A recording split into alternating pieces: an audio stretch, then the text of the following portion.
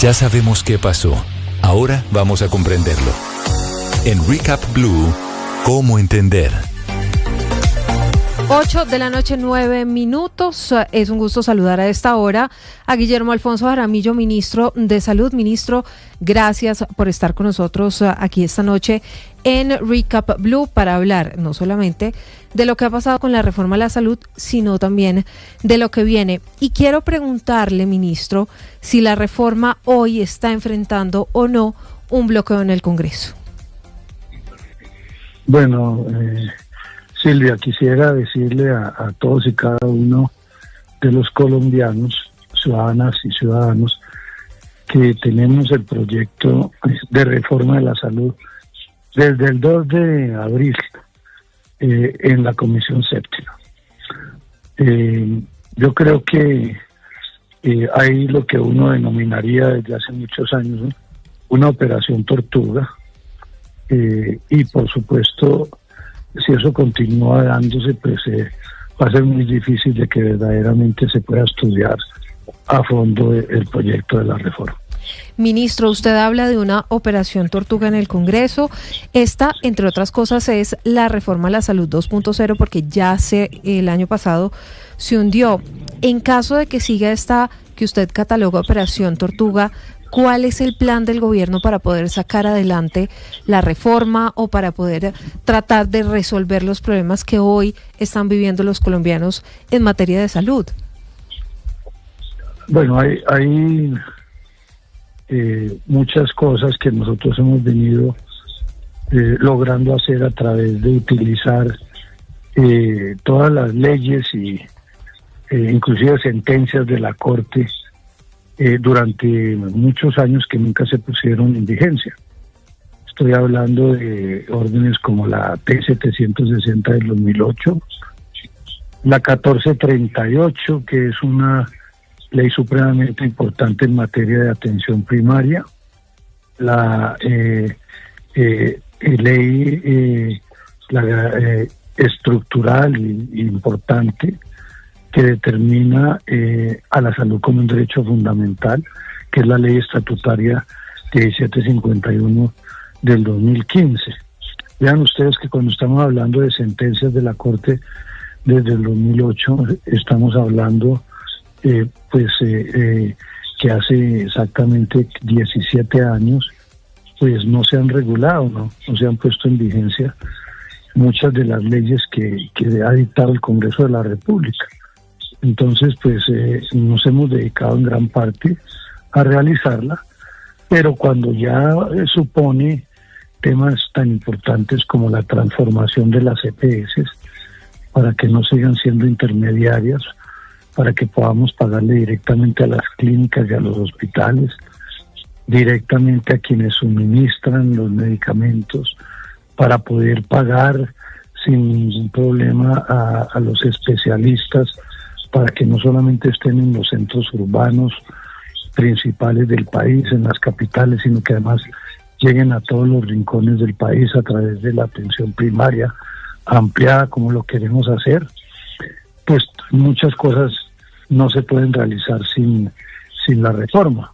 Sí. Hemos adelantado mucho de lo que podamos hacer ya con las regulaciones, especialmente con las leyes y determinaciones de la Corte Constitucional, pero necesitamos la reforma para lograr dejar recursos para la reforma, lograr, como muchos lo han solicitado, que durante los próximos 10 años se pueda incrementar los recursos 1 punto del PIB, eso es supremamente importante, que impuestos como los impuestos saludables pasen directamente a la salud, los impuestos del IVA social. Ojalá se vuelva a tocar el tema de que los patronos, que los empresarios vuelvan a pagar el aporte patronal, eso se perdió. Hoy los empresarios no pagan cerca de 20 billones de pesos, no están contribuyendo para la salud de todos los colombianos. Aquí la salud la están pagando todos y cada uno de los colombianos, más los que trabajan y tienen un sueldo, ¿no es cierto? Pero los patronos no pagan, los empresarios no están pagando el aporte de salud.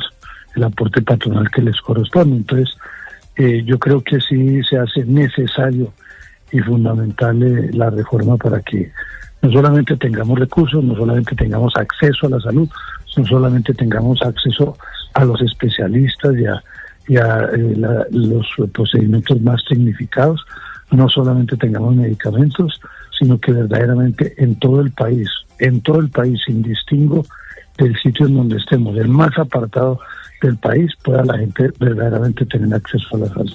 Ministro, usted nos decía ya que desde el 2 de abril, es decir, hace ya varios meses, está la reforma en la Comisión Séptima del Senado. Silvia lo recordaba bien, fue en esta misma comisión donde el año pasado se hundió la primera reforma a la salud con un bloque de 9 senadores, que en esta ocasión parece estar un poco más dividido, porque tenemos 3 opciones. Está la ponencia presentada por ustedes, la ponencia positiva, la ponencia de gobierno, está la ponencia de archivo que ya anunció el Partido Conservador y el Partido Centro Democrático que van a apoyar, y está la ponencia alternativa. Entonces, de alguna manera, podría alcanzarse algún consenso, podrían sumarse algunos votos y de pronto llegar a tener una mayoría. ¿Cómo ven ustedes? Yo sé que el presidente Petro ya dijo que la reforma alternativa no funciona y que no sirve. Usted también fue duro esta tarde con la senadora Norma Hurtado, pero ¿ven algún punto de encuentro? ¿Ven posibilidad de pronto de llegar a un acuerdo para que se sumen los votos que podría tener la ponencia alternativa con la ponencia de gobierno? Mira, hay algo muy importante que uno a veces no entiende. Nosotros llegamos a acuerdos con las EPS. Todas firmó la doctora Vesga en representación de ASEMI. Firmaron también Gestal Salud, que integra todas las EPS del régimen subsidiado. Y llegamos a un acuerdo, primero, de que se transformaban en gestoras de salud y vida, o sea, no iban a ser intermediarias, no iban a manejar recursos. Eso ya había quedado supremamente claro. Segundo, que aceptaban que ya se les giraba los recursos, eran no a ellas, ya ellos no manejan recursos, se les gira es a los hospitales, clínicas y a los proveedores. O sea, entonces eso se llama el giro directo, ¿cierto? Que se acabaría la integración vertical, porque es que cuando las EPS que tienen sus propias clínicas y hospitales, entonces le pagan muy bien a sus clínicas, le pagan a tiempo a sus clínicas, pero no le pagan al resto de las clínicas que no están integradas verticalmente. Esos tres puntos eran acuerdos muy importantes con las gestoras de salud y vida, hablemos de las EPS. Segundo, el cuarto punto, que las redes que se territorializaban se integraban entre el gobierno y, o sea, en este caso, los gobiernos departamentales y las gestoras. Eso también ya no lo están aceptando. Por el otro lado, se territorializaban. ¿Qué quiere decir eso? Si yo tengo un servicio, voy a dar un ejemplo. Yo visité Río Sucio, Caldas. Ese es un municipio del 85% son indígenas, pero resulta que entra a urgencias y hay un señor que lleva 4 días en urgencias. Le pregunto por qué este señor hace 4 días lo tienen acá. Me dice, no, porque es que hablemos de Río Sucio, Caldas, no, es que la EPS todavía no nos ha autorizado si lo manda para Cali o para Popayán. Óigase bien, llevaba 4 días ahí, en ese hospital, tenía una fractura del brazo. Resulta que en ese hospital hay tomógrafo. Ya entonces se puede tomar una radiografía y saber exactamente qué pasa. Hay quirófano, hay ortopedista, hay arco en C. Todo, absolutamente todo se podía realizar en este hospital. ¿Por qué tenemos que trasladar ese paciente hasta Popayán o hasta Cali? Eso es absurdo. Entonces, volvemos a eso porque a la misma situación que tenemos hoy, porque nosotros habíamos dicho, vamos a montar las redes de tal manera que los servicios se presten lo más cerca posible a la persona. No, eso ya no. Volvimos nuevamente a que son las EPS las que crean las redes. Entonces, yo que fui alcalde de Ibagué, más de 30,000 personas eran mandadas para Bogotá a que le prestaran los servicios en Bogotá cuando todos esos servicios existen en Ibagué.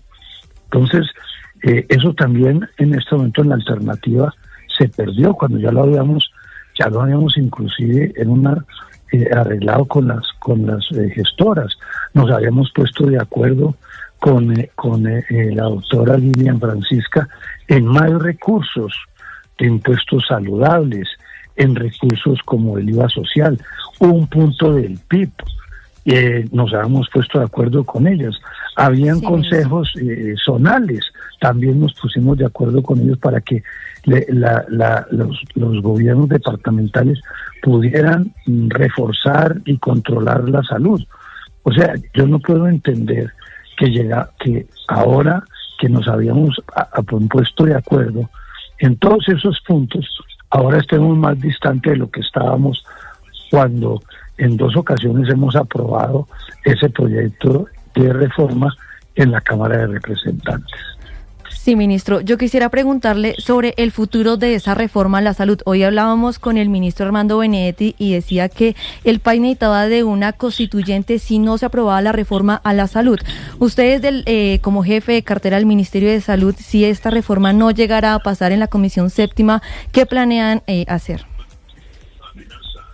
Bueno, yo vuelvo y repito, uno nunca debe perder la oportunidad del diálogo, la oportunidad de los acuerdos. Nosotros hemos tenido ya esta reforma, ya lleva 2 años y medio, va para 3 años, en donde hemos estado con el diálogo con todas las organizaciones, con las EPS, con el sector político, con las organizaciones sociales, con los sindicatos, con los pacientes, con la academia. Esto ha sido un esfuerzo supremamente grande de todo el mundo.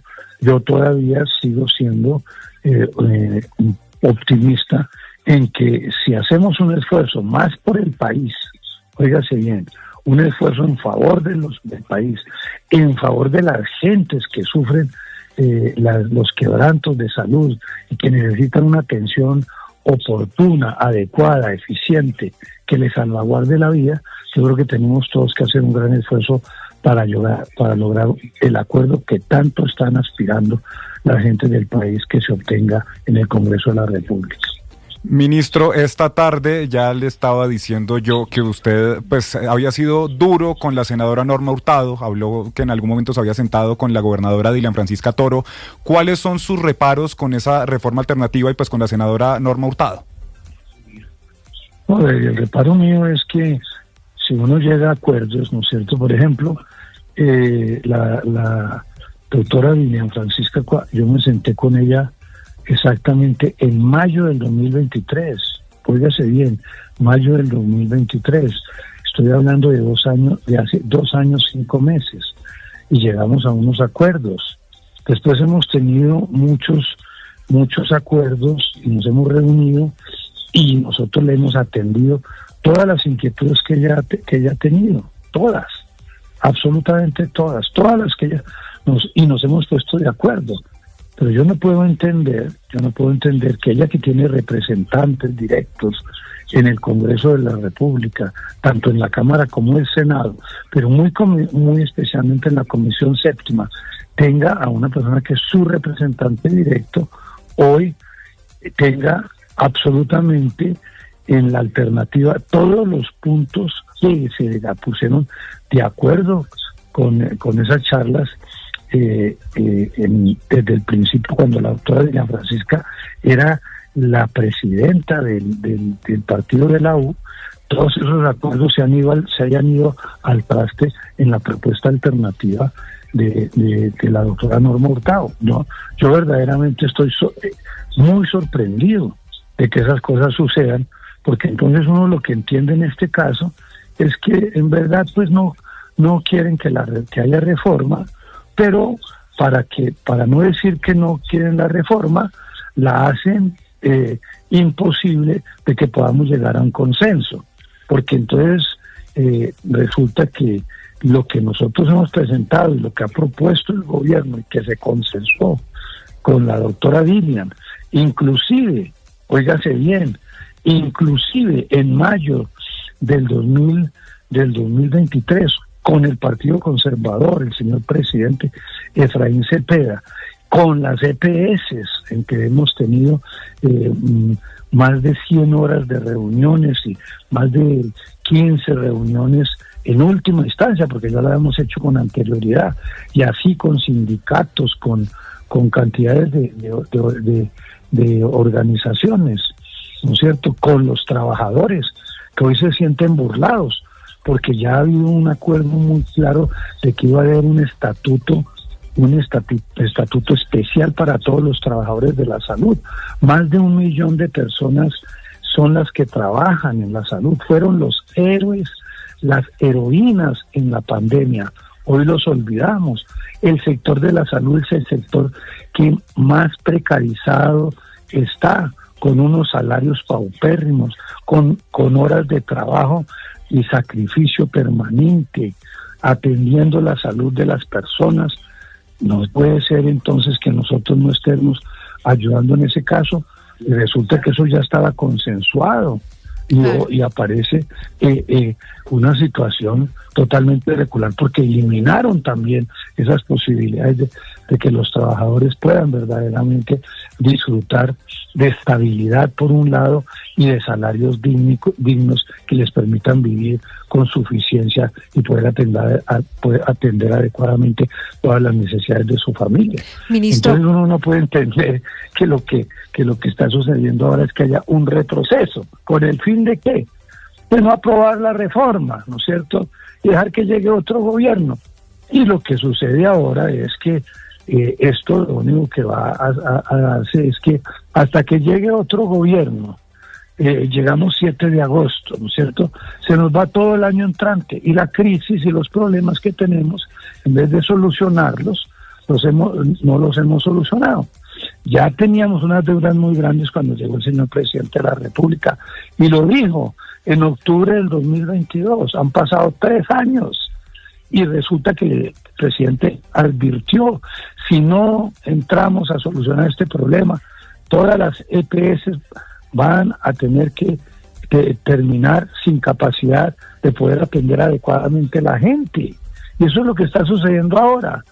Nos tocó intervenir las EPS para no liquidarlas, porque si las liquidamos son tan grandes las deudas que después afectan totalmente todo el sistema y arruinan a los hospitales y a las clínicas, arruinan a las farmacéuticas y arruinan a los proveedores. Pero, ministro, ya no están arruinados los hospitales, las IPS, las farmacéuticas, los dispensarios, las farmacias que hacen de dispensarios, y se lo pregunto entre otras cosas porque la nueva EPS está en una crisis tremendamente grande, están cerrando los servicios a miles de pacientes en diferentes departamentos del país, en Antioquia, en Bogotá. ¿No está ya la situación lo suficientemente complicada?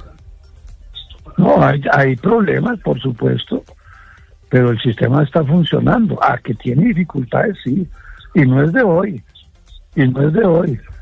Desde hace 25 años, desde que comenzó este sistema, ha tenido terribles problemas. En el 2013 citaron al señor Alejandro Gaviria, en el 2013, dígase bien, tenía en ese momento la tercera parte de todas las EPS intervenidas, ¿no es cierto?, tenía deudas inmensamente grandes, y dijo que el sistema era imposible de mantener. Estamos hablando de hace 12 años. Después vino el doctor Duque, hizo un punto final. ¿Sabe qué hizo? Entregarle 12 billones de pesos a las EPS, y no sabemos qué pasó con esos dineros. No le pagaron a los hospitales, no le pagaron a las clínicas, ¿no es cierto? No solucionaron el problema. Nosotros estamos advirtiendo entonces, sentémonos, buscamos soluciones, pero no, lo que quieren es entonces acrecentar el problema para mañana decir, este gobierno no fue capaz.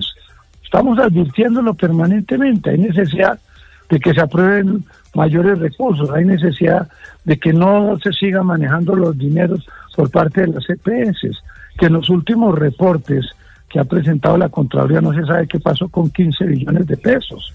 Nosotros vamos a presentar ahora un reporte en donde solamente, mire, oígase bien, 247,000 muertes se siguieron cobrando por muertos.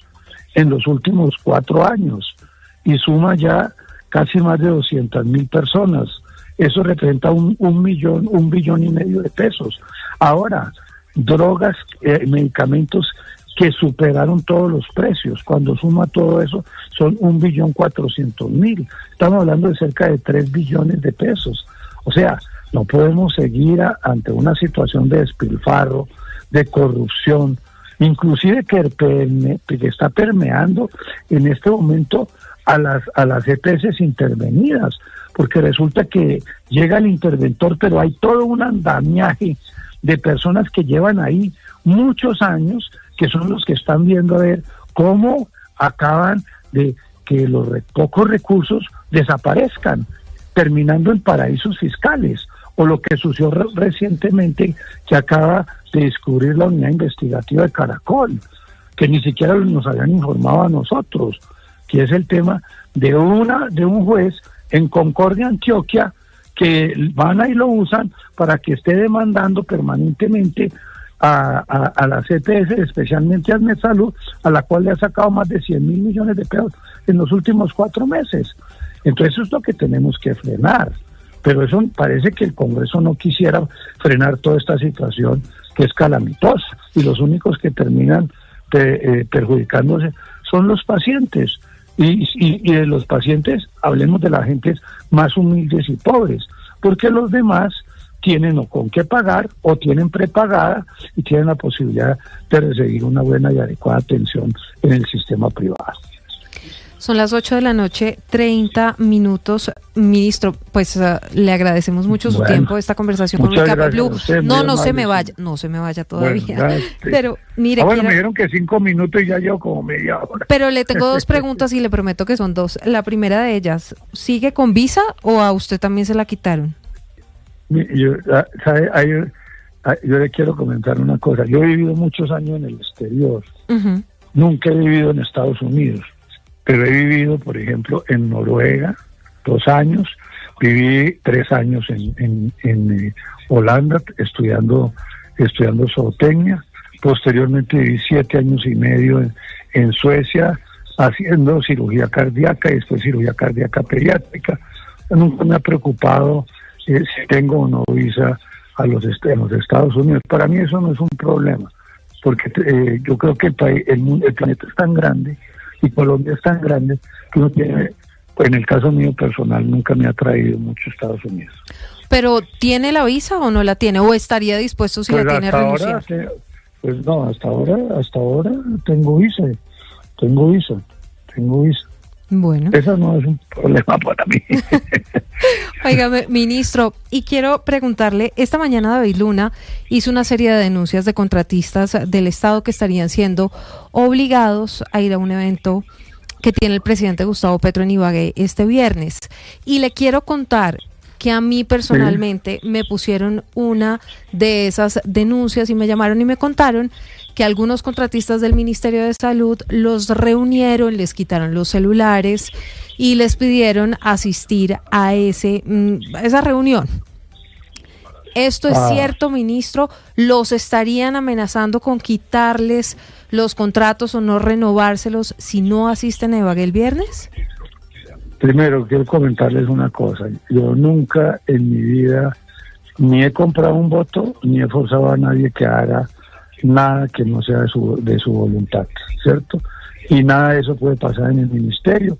Si usted tiene alguna información, hágamela llegar, porque si hay algún funcionario que esté actuando en forma irregular, debe ser despedido en forma inmediata del Ministerio de Salud.